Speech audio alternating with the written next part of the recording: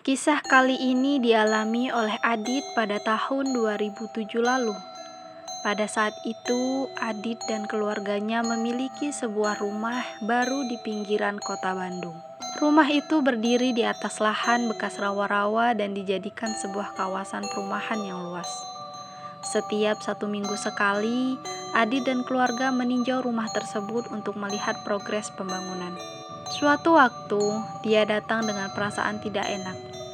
Menjelang waktu maghrib, usai melihat rumah barunya, Adit kembali ke rumahnya di kawasan Riung, Bandung. Di tengah perjalanan pulang, pembantunya bernama Reni mengaku tangannya dicolek oleh seseorang. Padahal ketika itu, tak ada seorang pun yang mencoleknya. Pada perjalanan yang belum terlalu jauh, Reni mendadak kesurupan.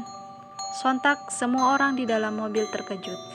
Adit yang membawa mobil pun mengaku bahwa mobilnya menjadi berat meskipun pedal gas sudah diinjak sekuat tenaga.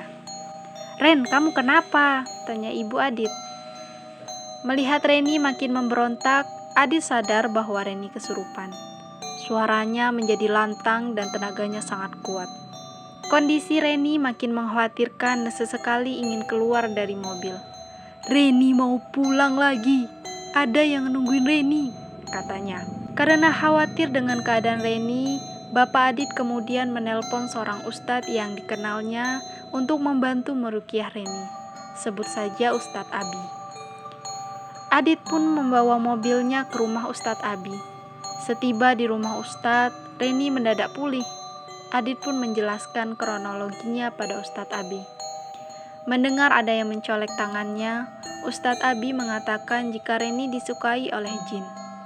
Tidak cuma satu sosok, tapi ratusan jin. Reni kemudian diberi air doa oleh Ustadz Abi. Mereka pun kembali melanjutkan perjalanan pulang, namun kejadian seram kembali terjadi.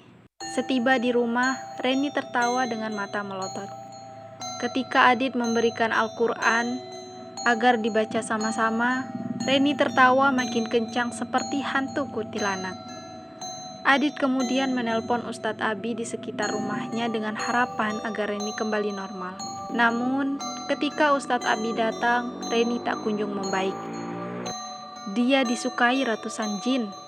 Susah untuk mengeluarkannya," kata Ustadz Abi. Menurut Ustadz Abi, ratusan jin itu mencolek tangan Reni saat Reni melamun. Para jin itu merasukinya dan ingin membawanya pergi. Memasuki tengah malam, Reni makin memberontak dan melakukan kehendak di luar kuasanya. Sesekali dia berbicara sendiri di kamar dengan keadaan gelap dan masuk ke kamar mandi sambil bernyanyi seram. "Ren, istighfar, Ren, istighfar," kata Bapak Adit. Jam 2 subuh, Reni mulai tersadar dan bertanya ada apa. Adit menjelaskan semuanya pada Reni. Selang beberapa waktu, Reni kemudian melamun dengan keadaan kusut. Bapak Adit mengingatkan Reni agar tidak melamun. Namun, secara tiba-tiba, Reni mengatakan kalau dia juga menyukai salah satu jin yang merasukinya.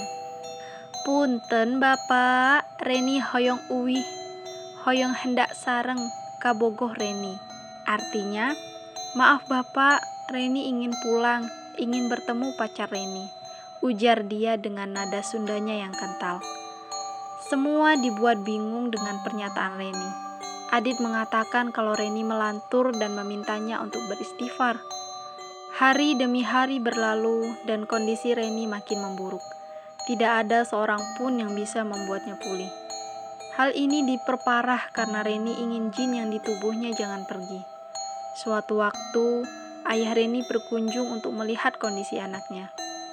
Menurut ayahnya, Reni memang sering melamun pasca ditinggal pacarnya yang meninggal. Pada akhirnya, Reni dibawa pulang ke Garut oleh ayahnya. Kabar terakhir yang diterima Adit, kondisi Reni memang belum sepenuhnya pulih. Tubuhnya makin kurus, rambutnya tidak terurus, suka menyendiri, dan makin sering melamun. Menurut ajengan di kampungnya, jin di dalam tubuh Reni memang sudah tidak sebanyak sebelumnya. Dan ternyata Reni juga menyukai para jin tersebut sehingga membuatnya tidak lepas dari gangguan jin.